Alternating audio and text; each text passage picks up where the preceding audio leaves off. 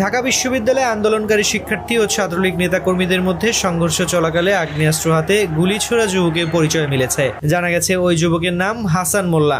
তিনি ঢাকা কলেজের 2007-08 শিক্ষাবর্ষের ছাত্র ছিলেন। সরকারি চাকরিতে কোটা ইস্যুতে চলমান আন্দোলনে রাজাকার প্রসঙ্গে প্রধানমন্ত্রীর দেওয়া বক্তব্যের প্রতিবাদ জানিয়েছেন আন্দোলনকারীরা।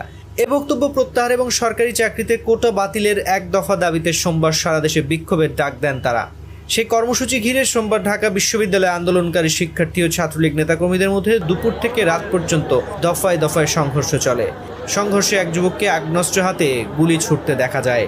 পরে সেই ছবি সামাজিক মাধ্যমে ছড়িয়ে পড়ে। ছবিতে দেখা যায় কার্জন হল এলাকায় নির্মিতব্য আর্থ অ্যান্ড এনভায়রনমেন্টাল সায়েন্সেস অনুষদের নিচে ডক্টর মোহাম্মদ শহীদুল্লাহ হল গেটে এক যুবক আগ্নেয়াস্ত্র তাক করে আছেন।